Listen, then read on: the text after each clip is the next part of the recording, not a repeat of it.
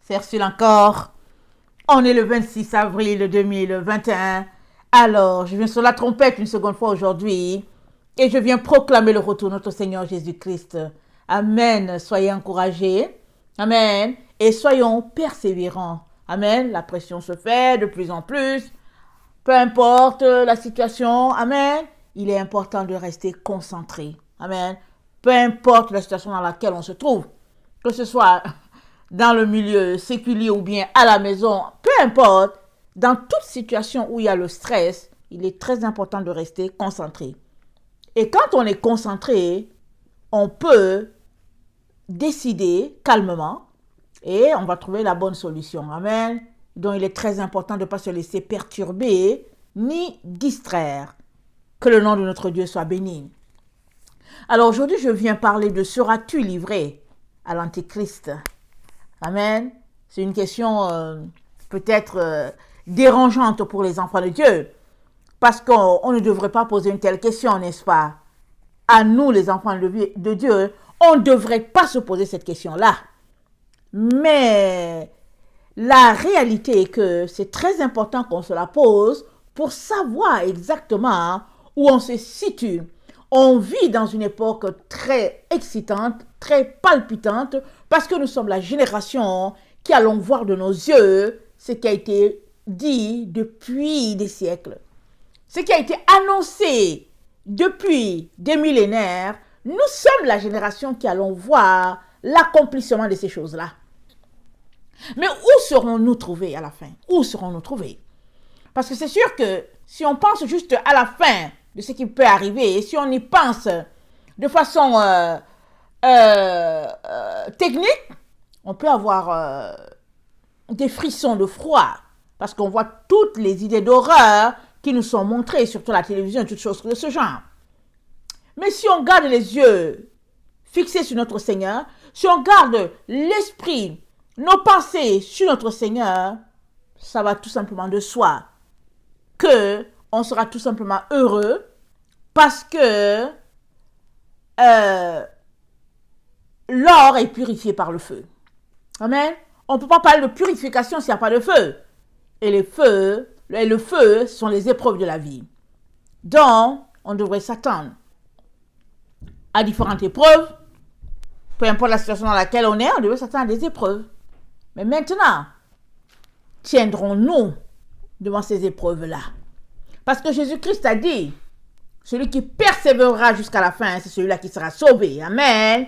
Il est en question que toi et moi, nous puissions persévérer. Mais persévérer à quoi? Persévérer dans la vérité. Parce que c'est Dieu que nous connaîtrons la vérité et la vérité nous rendra libres. Amen. Elle nous affranchira. Elle nous affranchira de quoi? Elle nous affranchira, amen, des filets de Satan. C'est dans ces filets-là qu'il a maintenu l'humanité et nous sommes cloués au sol. Nous sommes cloués, amen, sur la terre. Il n'y a pas moyen d'échapper et nous allons subir tout ce qu'ils ont prévu que nous puissions subir, sauf si Jésus-Christ nous fait échapper. Mais alléluia, il va nous faire échapper parce que nous sommes ses enfants. Amen. Encourageons-nous ainsi parce qu'il a dit qu'il viendra et il ravira son épouse, son église, ceux-là qui lui obéissent. Amen. Et dans Daniel 11, le verset 31, c'est dit, des troupes se présenteront sur son ordre. Elles profaneront le sanctuaire, la forteresse, elles feront cesser le sacrifice perpétuel et dresseront l'abomination du dévastateur. Il séduira par des flatteries les traîtres de l'alliance, mais ceux du peuple qui connaîtront leur Dieu agiront avec fermeté. Ceux du peuple qui connaissent leur Dieu agiront avec fermeté. C'est là que nous sommes. Si nous disons que nous connaissons le Seigneur, alors ce qui va démontrer notre foi en notre Seigneur, c'est que nous sommes de ceux-là qui agissons avec fermeté. Amen. Fermeté dans la vérité. Et Daniel 12 nous dit, plusieurs seront épurés, blanchis, purifiés. Les méchants feront le mal et quand les méchants ne comprendra. Mais ceux qui auront de l'intelligence comprendront. Et Daniel 12, le verset 3 dit, ceux qui auront été intelligents brilleront comme la splendeur du ciel, et ceux qui auront enseigné la justice à la multitude brilleront comme les étoiles à toujours et à perpétuité.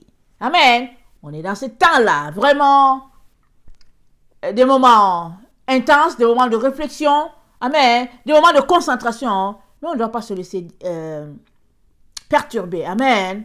Restons concentrés sur notre Seigneur. Il nous conduira à bon port. Ça c'est assuré. Il nous conduira à bon port. Rappelons-nous, quand Jésus était dans la barque avec les disciples et qu'il partait en direction de Gadara pour délivrer l'homme possédé de légion, amen, le vent s'est levé parce que Satan savait où Jésus partait. Il voulait empêcher cette œuvre-là. Les disciples étaient en panique. Ils disent, maître, ne vois-tu pas que nous périssons? Il s'est levé, il est venu, il a menacé le vent, et puis tout s'est calmé. Et les disciples ont dit, mais qui est celui-là qui même obéit les vents? À qui obéissent même le vent, et puis la mer et tout ça? Qui est celui-là? Ils étaient avec le Fils de Dieu, sans réaliser la puissance qui se dégage de cet homme-là. Amen. Et ce n'était rien. Ils venaient juste de voir comment le vent s'était calmé, mais ils devaient encore découvrir autre chose.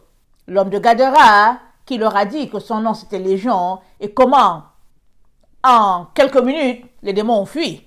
Ils sont jetés dans les ports sont allés se jeter dans l'eau. Ça encore, c'était un spectacle extraordinaire que les disciples ont vu. Ils ont compris que celui-là qui est avec eux, amen, il a quelque chose de divin. Alors, toi qui as écouté toutes ces histoires-là, tout ce qui nous a été raconté, et où il y a eu des preuves, et on nous dit même que si on racontait tout ce que Jésus a fait, des livres ne contiendraient pas ce qu'il a fait, alors on a la certitude ici que Jésus nous conduira à bon port. Maintenant, la question est celle-ci. Où se trouve ta foi? Es-tu de ceux-là avec un cœur qui balance et puis rebalance? Où se trouve ton cœur? Parce que si ton cœur est du bon côté, il n'y a pas moyen que Jésus-Christ te loupe. En tout cas, il assure la protection des siens. Amen. Alors, nous sommes dans cette génération-là, qui allons voir les choses se dérouler sous nos yeux. Mais nous savons tous que, alors, il y a deux camps. Juste deux camps, il n'y a pas trois. Le camp de Satan et le camp de notre Dieu. Et il y a, amen, un Dieu, le créateur de tout l'univers. Mais il y a un autre là qui essaie de le concurrencer. Amen, qui essaie de se faire le Dieu de certaines personnes. C'est le Dieu du monde matériel. Mais notre Dieu, amen, le créateur de tout l'univers, lui, on l'adore en esprit et en vérité. De quel côté seras-tu trouvé? Seras-tu trouvé du côté du vrai Dieu, qui requiert une adoration vraie, sincère, en esprit, ou bien seras-tu trouvé du côté du Dieu de ce monde, versé sur le matériel, la séduction, l'arrogance, l'orgueil, et puis toutes sortes de situations qui n'honorent pas le Père? À toi de répondre à cette question. Mais avant d'apporter nos différents éléments, amen, par rapport à ce sujet-là, seras-tu livré à l'Antichrist ou pas? Amen. Regardons Tite 1, le verset 13 à 16. Tite 1. Excusez-moi le bruit.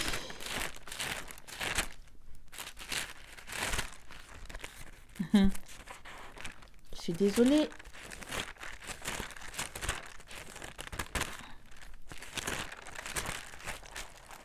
Bruit. Aïe, aïe. Bien caché, là.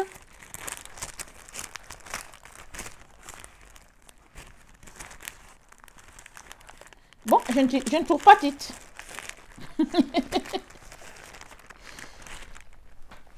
Excusez-moi encore, excusez-moi.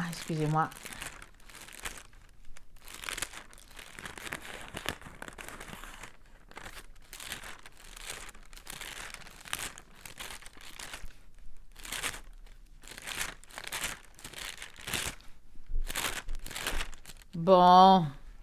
Ok, Tite 1, le verset 13 à 16, ça dit ceci. Ce témoignage est vrai. C'est pourquoi reprends-les sévèrement afin qu'ils aient une foi saine. Toi et moi sommes appelés à avoir une foi saine. Et quand nous avons une foi saine, amen, nous ne pouvons pas être hypocrites. On ne peut pas se retrouver de l'autre côté. On ne peut pas être sur deux chemins. Une foi saine, ça demeure sur le chemin droit de la vérité. Ce témoignage est vrai. C'est pourquoi reprends-les sévèrement afin qu'ils aient une foi saine et qu'ils ne s'attachent pas à des fables judaïques et à des commandements d'hommes qui se détournent de la vérité. Tout est pur pour ceux qui sont purs, mais rien n'est pur pour ceux qui sont souillés et incrédules. Leur intelligence et leur conscience sont souillées. Ils font profession de connaître Dieu, mais ils renient par leurs œuvres, ils le renient par leurs œuvres, étant abominables, rebelles, incapables d'aucune bonne œuvre. Amen. Ils font profession de connaître Dieu, mais ils le renient par leurs œuvres, étant abominables, rebelles, incapables d'aucune bonne action, d'aucune bonne œuvre.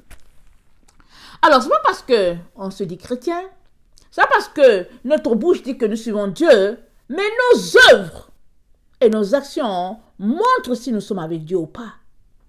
Amen. Nos œuvres, nos actions nous trahissent. Notre habillement nous trahit. Ce que nous posons comme action nous trahit. Dévoilant dans quel camp nous trouvons. Dévoilant de quel côté nous sommes en réalité. Alors, de quel côté seras-tu trouvé? Du côté du Christ ou de l'Antichrist? Et notre Seigneur est tellement extraordinaire que, comme il nous a créé avec le libre arbitre, dans le temps dans lequel nous sommes, il nous laisse à chacun de choisir son camp. Il y en a qui ont déjà décidé. Il y en a qui se sont précipités, ils ont déjà décidé de leur camp. Mais moi, en grandissant, j'ai appris ceci. Quand c'est chaud là, quand on ne sait pas où aller, moi, mes parents m'ont indiqué, il faut toujours attendre. Il faut attendre, continue de prier, attends. La délivrance viendra. Souvent, il faut attendre jusqu'à la dernière minute. Ma mère était une enseignante et puis elle me disait toujours, quand tu es bloqué là, quand tu es devant ton cahier, tout ça, tu es bloqué, ne dépose pas pour sortir. Alors, si tu as une dissertation de 3 heures, 4 heures, après 30 minutes, tu ne comprends rien, ne sors pas. Reste là. Reste là et puis prie. Tu ne sais pas d'où te viendra le secours. Tu ne sais pas si Dieu soufflera quelque chose dans ton oreille. Alors, la sagesse veut que dans la situation dans laquelle nous sommes, où il y a pression de partout, l'enfant de Dieu continue de prier, continue de dire, papa, viens-moi au secours. Je suis faible, je suis sur le point de pencher du côté des hommes. Viens à mon secours. L'enfant de Dieu, il prend le temps de jeûner, il prend le temps de prier, il prend le temps vraiment de se priver de tout ce qu'il aime pour chercher la face de Dieu. Il ne court pas par-ci par-là parce qu'aujourd'hui là, si tu n'as pas appris à écouter Dieu, ce n'est pas quelqu'un à côté de toi qui peut te donner la direction de Dieu. Parce que ton ennemi peut dormir sur le même lit que toi. Ton ennemi! Parce que Jésus a dit quoi? Il dit, les gens auront pour ennemis les personnes de leur propre maison. Donc, ce n'est pas à quelqu'un de te donner la direction de ta vie. Alors, apprends à te reposer sur Dieu. Appuie-toi sur lui, il t'aidera. Amen. Nous sommes dans ce temps-là, ce temps extraordinaire où la grâce nous est donnée d'entendre la voix de Dieu, si du moins nous le voulons. Parce que quand c'est chaud là, amen, quand c'est chaud, il n'y a pas moyen. Dieu, si tu l'invoques, il va se dire, je vais courir au secours de ma fille. Je vais courir au secours de mon fils. Mais la question est celle-là. Où te trouves-tu?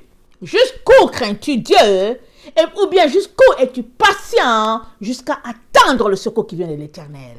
Amen et amen. Alors, allons-y regarder juste au niveau des jours.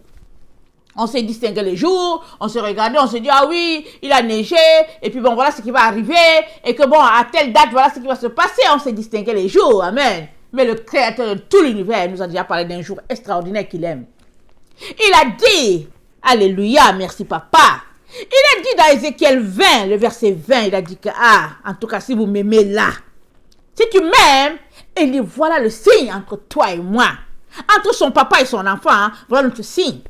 Regardez, on est des parents. Souvent, il y a des signes là, entre papa et enfant. Ils se font les signes, surtout quand il y a une certaine complicité entre le père et ses garçons. Ils ont les signes ensemble, ils vont sortir. Mais dans un couple, quand il y a complicité dans le couple, il y a des signes qui marquent certaines situations. Amen. Alors, notre Dieu, notre Père d'amour, c'est là qui nous aime, qui nous a vraiment donné le plus beau des cadeaux, c'est-à-dire son Fils, son unique. Alors, il nous a dit, c'est qu'elle vient, il dit, sanctifiez mes sabbats. Il dit, et qu'il soit entre moi et vous un signe auquel on connaisse que je suis l'Éternel, votre Dieu. Amen, alléluia. Amen et alléluia. Et le peuple de Dieu dit, amen. Voilà, le Seigneur dit, voici le signe. Moi, j'aimerais bien ce signe-là. Amen. Parce que Dieu est mon Père. Je ne veux pas l'offenser. Amen. Alors, Dieu, lui, il a fait la distinction entre les jours. Il a dit que lui, là, il s'est reposé. Il aimerait aussi qu'on puisse se reposer, vraiment qu'on puisse nous réjouir du fait qu'il a créé ce qui devait être créé en 6 jours et qu'il s'est reposé le 7e. Le monde est venu, ils ont changé, ils ont dit que oui, le sabbat c'est devenu dimanche, ils ont mis ça le 8e jour, si on peut le dire ainsi, le premier jour de la semaine, ils ont tué des gens, en tout cas les générations avant nous, il y a des gens qui sont morts et morts et morts quand ils ont changé le sabbat du samedi et qui sont passés au sabbat humain qu'ils ont mis dimanche. Beaucoup sont morts. Beaucoup. On les a jetés dans les arénas, ils ont péri, les lions ont mangé et tout, mais ils ont dit, niet, on ne cédera pas. On ne cédera pas. Ils ont pris Shadrach, Meshach, Abednego, on les a jetés dans le feu. En tout cas, il y a une 4e personne qui est sortie de là, qui était dans le feu avec eux. Amen. Ils ont pris Daniel, ils l'ont jeté dans la fosse au lion. En tout cas, le matin, le roi, quand il est venu demander bonjour, quand il est venu dire bonjour à Daniel, Daniel a dit, vis éternellement, roi, je suis vivant. Amen, Dieu m'a gardé. Alors, quand on voit tous ces exemples-là, on comprend que ceux-là qui sont zélés pour le Seigneur, il les garde. Amen. Quoi qu'on sait que dans notre temps, il a dit que les saints seront livrés entre les mains de l'Antichrist. C'est ça que c'est dit. Alors, vas-tu te retrouver à être de ceux-là qui vont adorer l'Antichrist ou bien es-tu de ceux-là tout simplement qui vont dire niet? Et puis, tu te tiendras droit pour ton Dieu. De quel côté seras-tu trouvé? Ça, c'est la bonne question. Alors, Exode 20, le verset 8 aussi, fait allusion à cette date-là que Dieu a marquée. C'est Dieu qui nous a créés, il a marqué, c'est normal. Amen. Les gens qui ont fabriqué leur ordinateur, ils nous ont dit comment le faire fonctionner. Et puis souvent, quand tu achètes un appareil, quand ça ne marche pas, que tu appelles, on dit, mais est-ce que tu as la notice avec toi? Est-ce que tu as le manuel? Est-ce que tu as fait ci, tu as fait cela? Tu dis, oh non, on dit, bon, écoutez, allez-y faire et puis ça ne va pas appeler nous. Parce que tu ne peux pas avoir le manuel en main et puis dire que, bon, moi j'ai le manuel, mais je n'ai pas fait. C'est ça que nous faisons. Dieu nous a donné son manuel. On a le manuel, aller-retour, en tout cas, et puis la Bible dit, sur la déposition de 2 ou 3 témoins, la chose sera considérée comme vraie. La chose sera prise pour vrai. Et Dieu, là, quand il a dit une chose, il donne plusieurs exemples dans la Bible, parlant du même sujet. Alors, ça regorge d'exemples, montrant que Dieu aimerait qu'on respecte certains jours, en particulier le sabbat. Mais, on a décidé de ne pas respecter notre manuel. On ne le regarde même pas. Et puis on dit seulement que non, c'est pas ça. Nous, c'est dimanche. Mais, Israël a été déporté. Parce qu'ils ont refusé de respecter le sabbat. Dieu nous l'a dit. Et nous, on veut faire la même chose. Mais la Bible dit quoi? Que ce qui a été écrit, les instructions, nous a été donné pour nous servir d'exemple. Amen. C'est ça qui s'est dit. Je pense que Paul a parlé à Timothée. Il a dit que ça a été donné comme exemple. Toute parole et toute écriture sont inspirées de Dieu, afin de nous enseigner, afin de nous convaincre dans la vérité. C'est un peu long, mais je ne cite pas exactement, mais c'est ça le texte. Alors, Exode 20, le verset 8 nous dit, « Souviens-toi du jour de repos pour le sanctifier. Tu travailleras 6 jours et tu feras ton ouvrage. Mais le 7e jour est le jour du repos de l'Éternel, ton Dieu. Tu ne feras aucun ouvrage, ni toi, ni ton fils, ni ta fille, ni ton serviteur, ni ta servante, ni ton bétail, ni l'étranger qui est dans tes portes. Car en 6 jours, l'Éternel a fait les cieux et la terre et la mer et tout ce qui y est contenu. Il s'est reposé le 7e jour. C'est pourquoi l'Éternel a béni le jour du repos et l'a sanctifié. Sanctifié, ça veut dire quoi? Il a mis ce jour à part.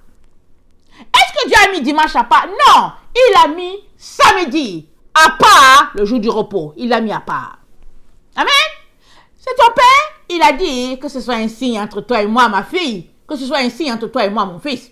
Si tu ne veux pas, c'est tout simplement que, au fait, ce n'est pas un signe pour toi. Alors, si ton sabbat pour toi, c'est dimanche, tu dis directement qui est ton Dieu. Amen. Satan est ton Dieu. Pas compliqué. Le monde sera divisé en deux. Quand tu t'es retrouvé à te lever les mains pour dire, oh Jésus, mon sauveur d'amour, je t'aime et tout ça et tout. Si tu le fais dimanche, en tout cas, tu montres de quel camp tu es. Pas compliqué. Alors, il y a des gens qui sont morts pour leur foi. Alors, la même chose va se reproduire dans notre temps. Ça fait partie de la vie. Prépare-toi à affronter ton Dieu. Tu ne sais pas comment tu vas arriver devant Dieu ce jour-là. Vas-tu arriver en morceaux?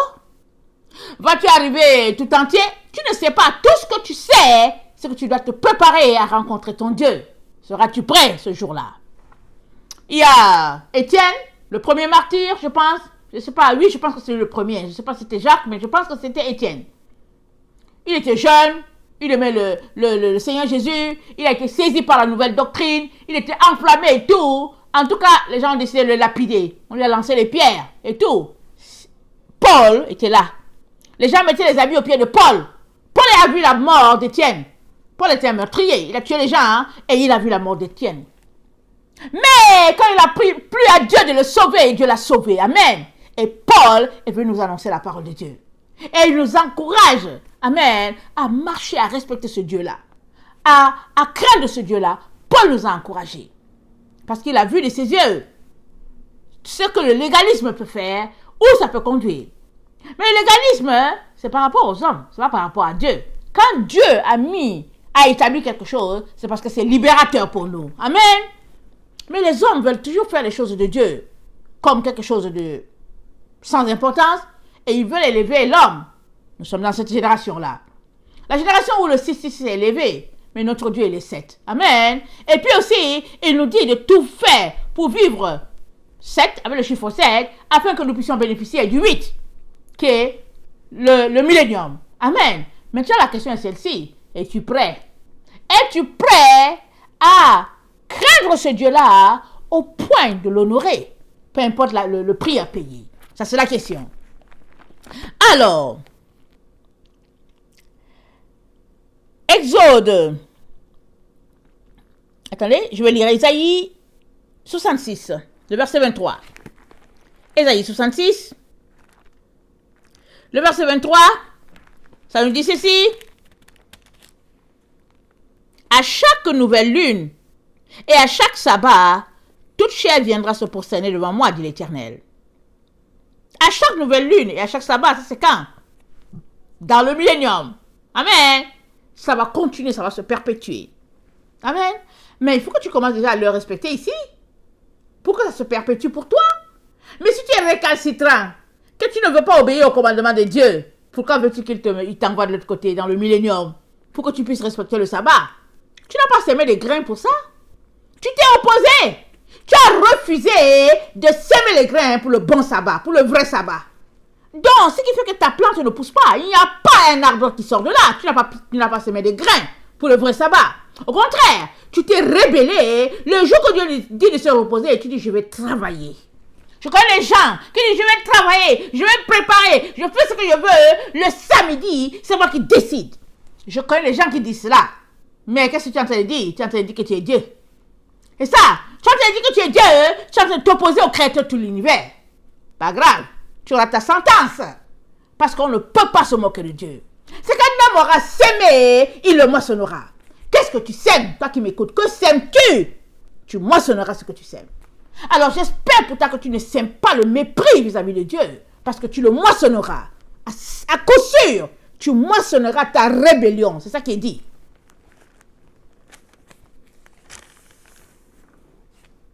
Exode 31, le verset 16 à 17. Exode 31, le verset 16 à 17.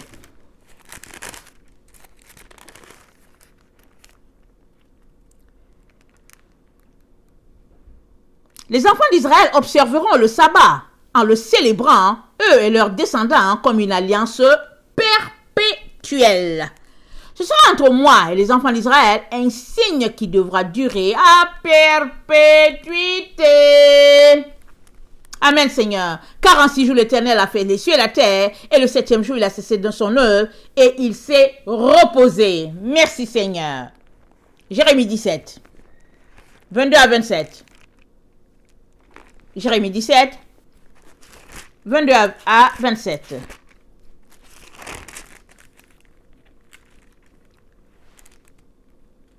Ainsi, je vais commencer à 19. Ainsi m'a parlé l'Éternel. Va et tiens-toi à la porte des enfants du peuple, par laquelle entrent et sortent les rois de Juda et toutes les portes de Jérusalem. Tu leur diras, écoutez la parole de l'Éternel, roi de Juda et tout Juda, et vous tous habitants de Jérusalem qui entrez par ces portes. Ainsi parle l'Éternel, prenez garde à vos âmes. Ne portez point de fardeau le jour du sabbat, et n'en introduisez point par les portes de Jérusalem. Ne sortez de vos maisons aucun fardeau le jour du sabbat, et ne faites aucun ouvrage, mais sanctifiez le jour du sabbat, comme je l'ai ordonné à vos pères. Ils n'ont pas écouté, ils n'ont pas prêté l'oreille. Ils ont réduit leur cou pour ne pas écouter et ne point recevoir l'instruction. Ils n'ont pas écouté, ils n'ont pas voulu recevoir instruction.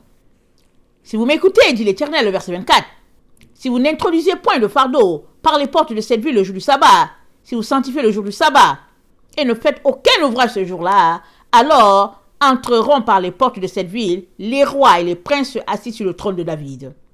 Montez sur les chars et sur les chevaux, eux et leurs princes, les hommes de Juda et les habitants de Jérusalem, et cette ville sera habitée à toujours. On viendra des villes de Juda et des environs de Jérusalem, du pays de Benjamin, de la vallée de la montagne du Midi, pour amener les holocaustes et les victimes, pour apporter les offrandes et de l'encens, et pour offrir des sacrifices d'action de grâce dans la maison de l'Éternel. Mais si vous n'écoutez pas quand je vous ordonne,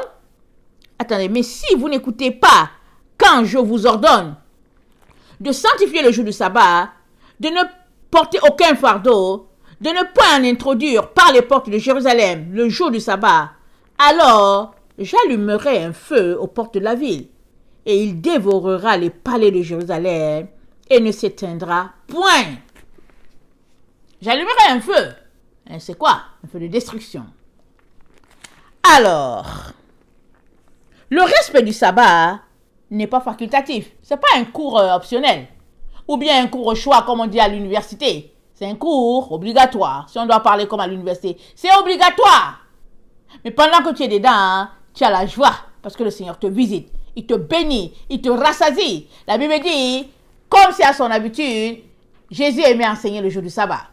Et Jésus a dit aux gens là, qui abusaient du sabbat là, il dit, parce qu'ils étaient mécontents quand Jésus guérissait quelqu'un, Jésus dit, attendez, lequel d'entre vous là, quand une brebis tombe dans un trou le jour du sabbat, la laisse là-bas? Lequel? Ils ne répondaient pas. Parce qu'ils savaient que pour leur brebis là, ils avaient tant d'attention. À combien plus forte raison, un être humain qui avait besoin de guérison? Parce que comme c'est à son habitude, Jésus se rendait disponible le jour du sabbat pour être dans le temple de Dieu. Et les pharisiens étant mécontents, parce qu'eux ils ne guérissaient pas, il n'y avait rien en eux, ils étaient des arbres secs. Alors ils disaient genre, oh allez-vous-en, ne venez pas ici le jour du sabbat. Mais le jour du sabbat, c'est là où tu dois nourrir les pauvres, où tu dois guérir les malades, où tu dois vraiment honorer ce Dieu-là, étudier la parole de Dieu, et puis vraiment t'asseoir au pied de l'arbre, comme les gens de Béret, qui étudiaient la Bible, ils la scrutaient pour savoir où est la vérité. Le jour du sabbat, c'est un bon jour pour cela. Mais toi et moi sont appelés à scruter les Écritures pour savoir ce que Dieu a dit. Les gens de Béret, en tout cas, ils étaient convertis et ils étudiaient la parole pour demeurer dans la vérité. Alors, ceux-là, amen, qui étudient la parole, vont se retrouver marchant avec Dieu comme leur leader, et puis les autres, ils auront l'Antichrist. Ils vont prier l'Antichrist, ils vont l'adorer. On va regarder ça tranquillement. Peut-être pas aujourd'hui, pas dans cette vidéo. Dans celle de demain, on va regarder les adorateurs de l'Antichrist. Alors,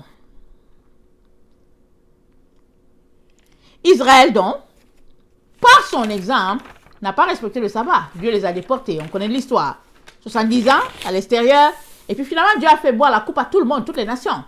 Et il a dit à la fin des 70 ans, calculé d'une manière, et il dit, Israël va retourner à la maison. Les 70 ans sont déjà arrivés.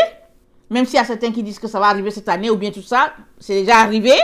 Et puis, c'est arrivé en 2017. Et puis, on a déjà commencé. On a déjà fait 3 ans et demi dans le 2017. Il reste un autre 3 ans et demi parce qu'il y a 70 ans, plus un sabbat de 7 ans. Amen. C'est comme ça. Pourquoi est-ce que les choses sont... certains disent que c'est arrivé, d'autres pas. Il faut aller lire la Bible. Va lire ta Bible et Dieu va te confirmer les choses ou pas. Mais il est très important que tu saches que les 70 ans sont arrivés. Et la prophétie est dans Jérémie, je pense Jérémie 23. Amen. Je ne vais pas lire. Mais tout ce qui se passe maintenant là où nous sommes, c'est que Dieu a dit que quand les 70 ans seront écoulés, il l'a confirmé encore en Daniel, il dit, je ramènerai les enfants d'Abraham sur cette terre-là. Mais ils ont été déportés. Pourquoi? Parce qu'ils ont refusé de respecter le sabbat. Alors, si Israël a été déporté, penses-tu que toi, tu seras accepté comme ça parce que c'est pas grave, parce que toi, ton sabbat, on te l'a imposé dimanche? Mais non. Mais non. Ça ne marche pas comme ça. Il y a un seul Dieu. Il y a une seule loi. Il y a un seul sabbat. Il y a un seul Saint-Esprit. Amen. Et les enfants de Dieu, amen, ils respectent le commandement de leur Dieu. C'est en ce sens-là qu'ils montrent que Dieu est leur Dieu. Amen et amen. Alors, regarde un peu. Je viens t'intéresser à apprendre la sagesse. Alors, Proverbe 1, le verset 7 à 10, on connaît ces versets. Parce que si tu manques de sagesse, il faut le demander. Et Dieu ne manquera pas de t'en donner. Proverbe 1, 7 à 10, ça dit ceci. La crainte de l'Éternel, c'est le commencement de la science. Les insensés méprisent la sagesse et l'instruction. Écoute, mon fils, l'instruction de ton père. Et ne rejette pas l'enseignement de ta mère. Car c'est une couronne de grâce pour ta tête et une parure pour ton cou. Mon fils, si les pécheurs veulent te séduire, ne te laisse pas gagner.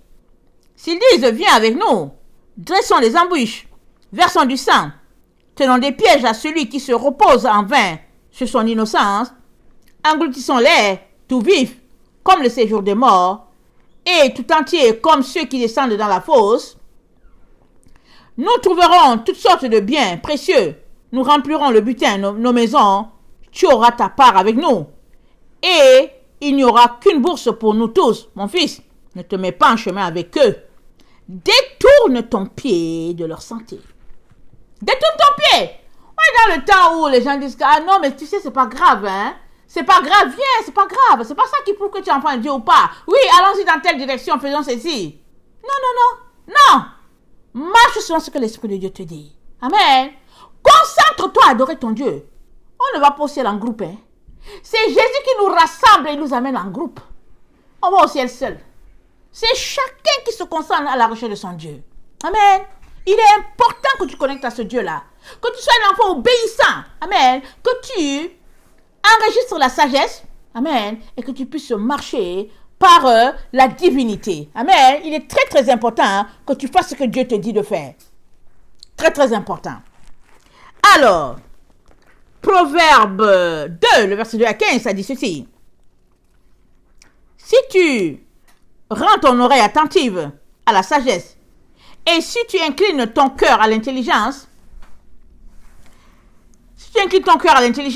si tu la cherches comme l'argent, si tu la poursuis comme un trésor, alors tu comprendras la crainte de l'Éternel.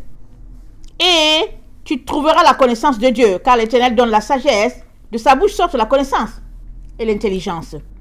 Il tient en réserve le salut pour les hommes droits, un bouclier pour ceux qui marchent dans l'intégrité, en protégeant les sentiers de la justice et en gardant la voie des fidèles. Alors tu comprendras la justice, l'équité, la droiture, toutes les routes qui mènent au bien. Car la sagesse viendra dans ton cœur et la connaissance fera les délices de ton âme. La réflexion veillera sur toi, l'intelligence te gardera. Pour te délivrer de la voie du mal, de l'homme qui tient les discours pervers. En tout cas, les gens qui tiennent les discours pervers, c'est la voie du mal. C'est dit pour te délivrer de la voie du mal, de l'homme qui tient les discours pervers. Qu'est-ce que ça veut dire pour toi? Dès que tu entends quelqu'un là qui raconte ses discours, fuis. C'est la voie du mal. C'est ça qui est écrit ici. Fuis. Ne reste pas avec les gens qui ont des discours pervers, qui n'ont rien à dire. Allez, éloigne-toi d'eux. Ils vont te conduire dans les ténèbres. Pour te délivrer de la voie du mal, de l'homme qui tient les discours pervers, de ceux qui abandonnent les sentiers de la droiture, afin de marcher dans les chemins ténébreux. Amen. C'est clair. Proverbe 4, 5 à 19. Acquiert la sagesse, acquiert l'intelligence. N'oublie pas les paroles de ma bouche et ne t'en détourne pas. Ne l'abandonne pas, elle te gardera. Aime-la, elle te protégera. Voici le commencement de la sagesse. Acquiert la sagesse. Avec tout ce que tu possèdes, acquiert l'intelligence. Exalte-la, elle t'élèvera, elle fera ta gloire si tu l'embrasses. Elle mettra sur ta tête une couronne de grâce. Elle t'ornera d'un magnifique diadème. Écoute mon fils et reçois mes paroles et les années de ta vie se multiplieront. Je te montre la voie de la sagesse. Je te conduis dans les sentiers de la droiture. Si tu marches, ton pas ne sera point gêné. Si tu cours, tu ne chancelleras point. Retiens l'instruction et ne t'en dessaisis pas. Garde-la, elle est ta vie. Amen. N'entre pas dans le sentier des méchants et ne marche pas dans la voie des hommes mauvais. Évite-la, n'y passe point. Détourne-t'en et passe outre, car il ne dormirait pas s'il n'avait pas fait le mal. Le sommeil le serait ravi s'il n'avait fait tomber personne. Le sommeil le serait ravi s'il n'avait fait tomber personne. Et les gens ici se lèvent, chaque jour ils cherchent à savoir qui ils vont faire tomber dans le péché. Évite cette voie-là, c'est dit. Alors c'est à toi d'avoir les antennes ouvertes, les yeux, les oreilles, partout, vraiment pour savoir qui cherche à te faire tomber. Et puis fuis, disparais, fuis. Alors, Jean 8, le verset 34, nous dit une chose très très importante. Jean 8, le verset 34. En vérité, je te le dis, leur répliqua Jésus, quiconque se livre au péché est esclave du péché. Amen. Quiconque se livre au péché est esclave du péché. Es-tu esclave du péché? Alors, si tu es esclave du péché, ça veut dire que tu es esclave de Satan. Ça veut dire que, amen, tu te retrouveras à adorer l'Antichrist. Ça veut dire que tu serviras l'Antichrist parce que tu sers qui tu crains. Alors, si tu es esclave de Satan, c'est que tu le crains. C'est comme ça que tu t'es retrouvé sur son chemin. Sinon, tu ne te retrouverais pas là, en train d'avoir des flirts avec l'ennemi de Dieu. 2 Thessaloniciens 2, le verset 3, vous connaissez ce passage. On sait que nous sommes dans le temps où il va se manifester, l'Antichrist. On est vraiment dans ce temps. Alors, Paul nous a dit, il nous a dit que personne ne vous séduise d'aucune manière, car il faut que l'apostasie soit arrivée auparavant et qu'on ait vu paraître l'homme de péché, le fils de la perdition. 2 Thessaloniciens 2, le verset 3. L'adversaire qui s'élève au-dessus de tout ce qu'on appelle Dieu. Il s'élève, il se croit vraiment, en tout cas, au de ce qu'on adore, jusqu'à s'asseoir dans le temple de Dieu, se proclamant lui-même Dieu. Amen. J'ai déjà fait des vidéos en disant que les gens s'attendent à ce que le temple s'assoie à Jérusalem. Ne t'attends pas à ce que ça soit là-bas. C'est pas là où il y a la mosquée Alaska. Ne t'attends pas. Parce que le temple, c'est une église. Amen. Et quand Paul avait écrit, en ce temps-là, on appelait ces endroits d'adoration des temples. Amen. Aujourd'hui, les endroits d'adoration, on les appelle les églises. Donc voilà, ne t'attends pas à ce que ce soit le temple de Jérusalem. Deuxième, on dit, il va se proclamer lui-même Dieu. Tu peux ouvrir ta bouche pour dire, je suis Dieu. Mais tu peux aussi poser des actions qui montrent que tu es Dieu. Donc voilà. Alors, c'est à chacun d'ouvrir ses yeux pour savoir, en tout cas pour être alerte, parce qu'on est dans l'état de grande séduction. Alors, le verset 9, l'apparition de cet impie se fera par la puissance de Satan, avec toutes sortes de miracles, de signes, de prodiges mensongers, et avec toutes les séductions de l'iniquité pour ceux qui périssent, parce qu'ils n'ont pas reçu la vérité qui les aurait sauvés. Aussi, Dieu leur envoie une puissance d'égarement pour qu'ils croient aux mensonges. Alors, l'Antichrist se manifestera, amen, pour une histoire de mensonge. Il va se retrouver à pratiquer le mensonge à outrance. Ténèbres. C'est là que l'Antichrist va se retrouver. Pourquoi? Parce qu'on est dans le temps de l'apostasie. Parce que, comment on appelle ça? La puissance du mal agit. Parce que c'est dit, ne vous souvenez-vous pas, le verset 5, que je vous disais ces choses lorsque j'étais encore avec vous, et maintenant, vous savez ce qui le retient, afin qu'il ne paraisse qu'en son temps. Et c'est quel temps? Car, le verset 7, le mystère de l'iniquité agit déjà. Il faut seulement que celui qui le retient encore ait disparu. Les gens ont expliqué en disant qu'il faut que le Saint-Esprit disparaisse, il faut que l'Antichrist paraisse. Je ne pense pas que c'est ça. Parce que si le Saint-Esprit disparaît, en tout cas c'est grave. Le Saint-Esprit, il a été donné, amen, pour vraiment, en tout cas, nous aider à vivre cette vie-là. Et n'oublions pas, même dans l'Ancien Testament, qu'il n'était pas manifeste, il était quand même là, l'Esprit de Dieu. On le retrouvait dans certaines personnes, on le retrouvait dans les personnes qui craignaient Dieu. Alors, je pense que, prenons avec bémol cette explication-là qui dit que ce serait que le Saint-Esprit aura disparu. Je ne pense pas que c'est ça. On dit, il faudrait que seulement que celui qui le retient encore ait disparu. Et puis, le mystère de l'iniquité agit, c'est-à-dire le mystère du mal. C'est-à-dire, on est dans une situation de mal outrance. Donc, ce qui le retient, c'est le bien. Une fois que la situation sera telle que vraiment possibilité de bien sera disparue là, en tout cas, il sera manifeste. Et il sera manifeste, et ça dit quoi? Et il se manifestera par toutes sortes de miracles. Et quand est-ce qu'il va régner? Il est dit dans Apocalypse 13, le verset 5, excusez-moi, qu'il lui a été donné 42 mois. C'est dit, il lui a été donné une bouche qui proférait des paroles arrogantes et des blasphèmes, et il lui fut donné le pouvoir d'agir pendant 42 mois. Il va agir pendant 42 mois. Et qu'est-ce qu'il va faire? Il va soumettre les enfants de Dieu. Ça dit, les enfants de Dieu ont été livrés entre ses mains. Daniel 7. Pendant 42 mois, ce monsieur-là, qui aura mérité sa place d'antichrist, alors on va le lire. Qu'est-ce qu'il va faire? C'est dit,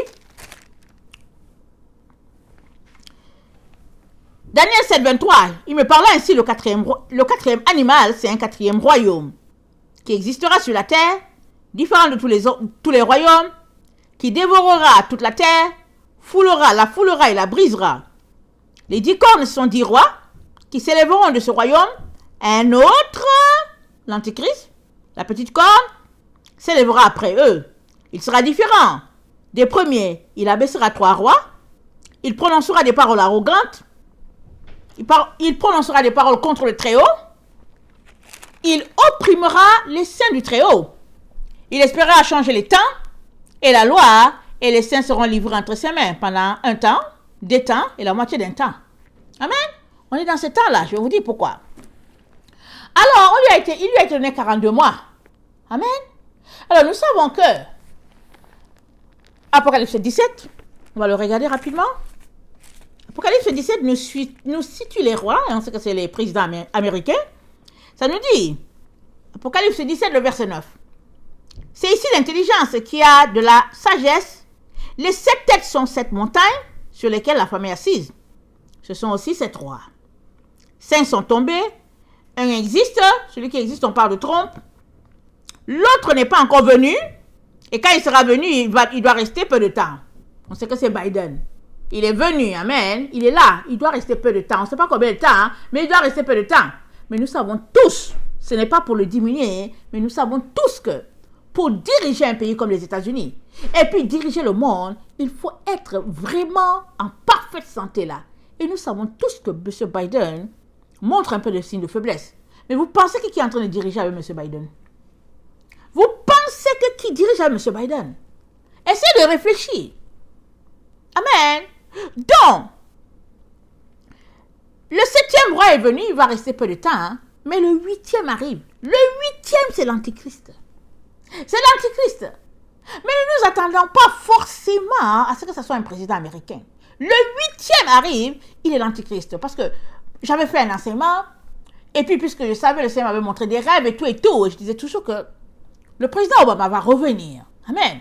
Le président Obama va revenir. Mais là où on est, c'est bien dit ici, c'est dit, et la bête qui était, qui n'est plus, est elle-même un 8e roi Et elle est du nombre des 7 et elle va à la perdition.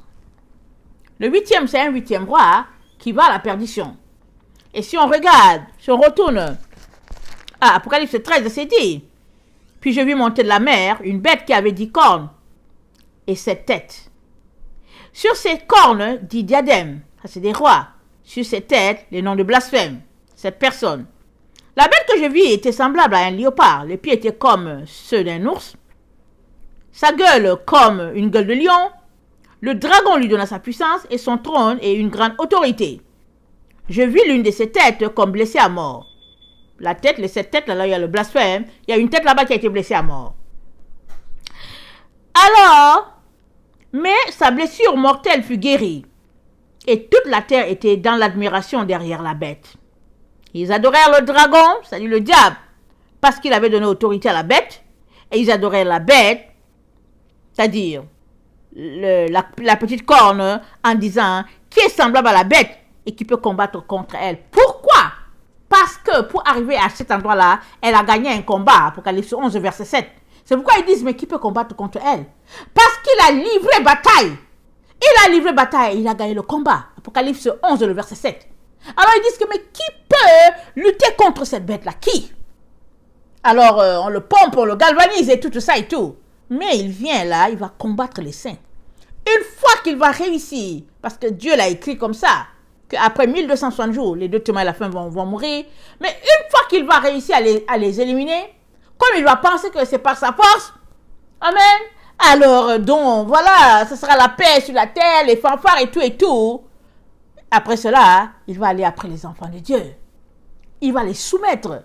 Mais, quels sont ceux qui seront protégés? Ceux-là qui connaissent le Père, ils n'auront pas de problème. Si on doit tomber sur eux pour les tuer, eux, ils savent qu'ils visent juste le ciel. Ils savent que leur trésor, c'est Jésus-Christ. Mais les autres là, qui ont mis toute leur espérance dans la chair, c'est eux qui seront en panique. C'est eux qui seront vraiment troublés. Parce qu'ils vont se demander, mais qu'est-ce qui va nous arriver? Amen. Il est donc très très important que nous puissions en tout temps dépendre de ce Dieu-là pour ne pas nous retrouver dans cette situation fâcheuse-là. Amen. Alors, Daniel 12, le verset 7, nous interpelle à la réalité dans laquelle nous sommes. Daniel 12, le verset 7.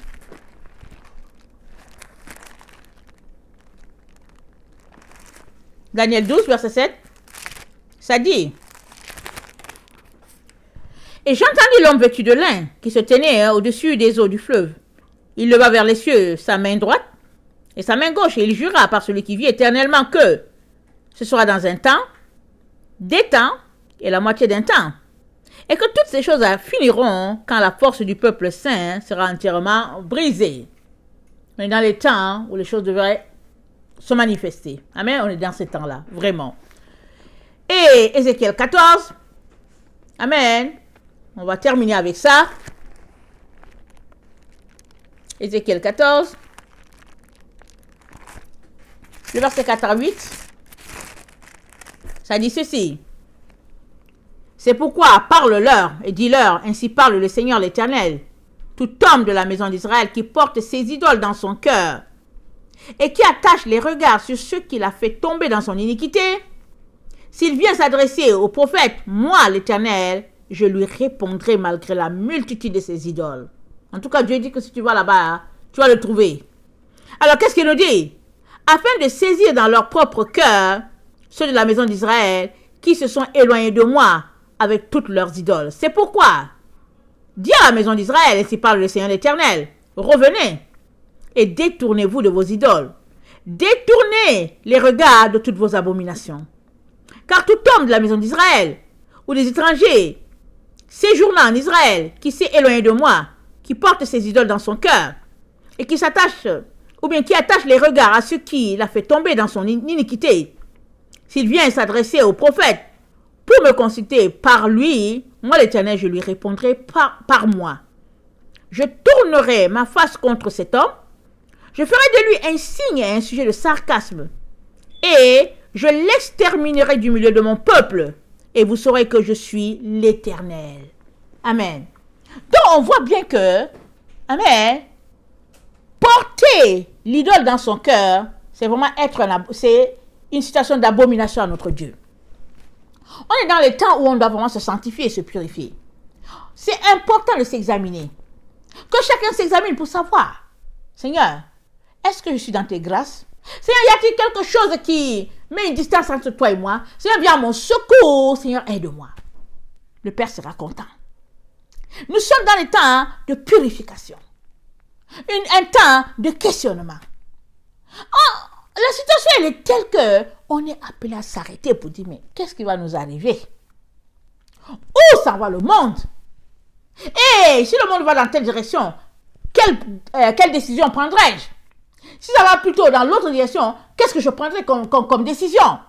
Mais ce n'est pas un temps pour s'amuser. Ce n'est pas un temps pour se réjouir d'aller dans comment on appelle ça? Pardon, les centres d'achat. Et puis faire acheter des choses, se saouler, boire la bière. Ce n'est pas le temps pour ça. C'est un temps de profond recueillement. Pour se demander, Seigneur, y a-t-il une idole dans mon cœur? Si on ne sait pas. Mais si on sait, allons-y immédiatement confesser son idole pour dire, Seigneur, quand tu viendras dans ta gloire, ne m'oublie pas, Seigneur. Seigneur, aie pitié de moi. Seigneur, pardonne-moi. Parce que mon péché, Seigneur, pardonne-moi. Mon péché, là, Seigneur, ça me tient. Pardonne-moi. Aie pitié, Jésus-Christ. Mais on ne s'entête pas. Quand Dieu dit que son sabbat, c'est samedi, on ne s'entête pas en disant que moi, je vais faire pour moi dimanche. J'ai décidé que ce sera dimanche pour moi. On ne fait pas ça. Ça, c'est un manque de respect de Dieu. C'est un manque de crainte de ce Dieu-là. Et tu veux te retrouver dans son sabbat millénaire? Tu vas le faire comment? Comment? S'il n'a pas épargné Israël, son premier-né, pourquoi penses-tu qu'il va t'épargner? Parce que toi, tu as une attitude de désinvolture envers ce Dieu-là. Tu es désinvolte. Tu n'as pas de respect. Tu n'as même pas de considération. Tu es vraiment... Je préfère ne pas continuer là-dedans. Parce qu'on ne fait pas cela. Même un enfant là, vraiment un jeune de 2 ans là, il voit que ça là, papa n'aime pas. Il va venir demander, oh papa, pardon, tout ça. C'est pourquoi Jésus a dit, ayez la foi comme les petits-enfants.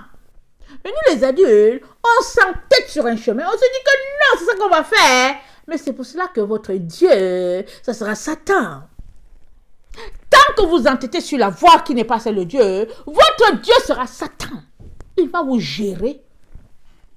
Et il va vous gérer à travers qui? À travers l'antichrist. Il est antichrist parce que toutes ses lois sont contre celles de Dieu. C'est pourquoi il est anti-Christ. Il est contre les lois de Christ. Qui est Christ? Loin, l'enfant de Dieu. Alors c'est pour cela que l'autre est antichrist. Maintenant, c'est à toi de regarder. Jusqu'où tu crains ce Dieu-là? Jusqu'où tu l'honores? Au point de lui donner la première place. La Bible nous dit que quand la loi est sortie dans le temps du roi Nebuchadnezzar, je pense, Daniel a continué de faire ce qu'il a toujours fait. Ils ont dit que oui, voici le roi a fait sortir la loi. Il a dit que si tu ne respectes pas, voilà ce qui va t'arriver, etc., etc. Et puis bon, la personne sera punie de mort, etc., etc. Daniel a continué de faire ce qu'il faisait. Qu'est-ce qu'il faisait? Il priait 3 fois par jour, il ouvrait sa fenêtre, il se tournait direction Jérusalem et il priait. Imperturbable. Amen. Pourquoi? Parce qu'il avait la crainte de ce Dieu-là. Il savait que peu importe la situation, les Seigneurs des armées le défendraient. Est-ce que c'est comme ça que tu te comportes?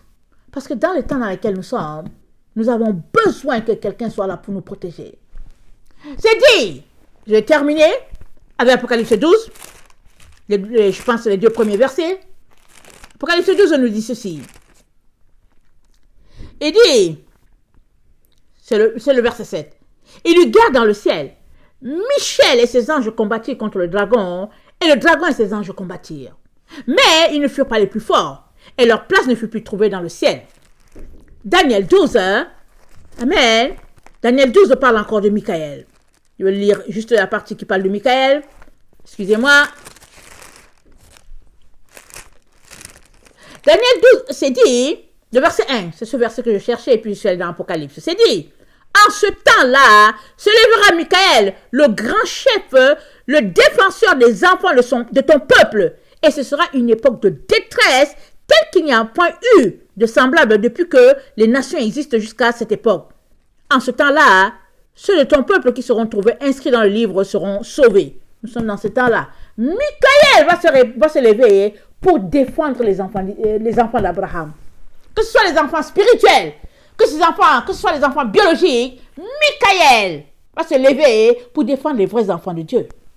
Michael te défendra-t-il? Est-ce que Michael va te défendre? Ou bien l'Antichrist va t'enrober de ses flatteries, de ses mensonges, te faisant croire que dans le fond, tu es dans la vérité, alors qu'en réalité, tu es égaré. La différence à ton cœur, au niveau de ton cœur, ça sera, as-tu une crainte de Dieu ou pas?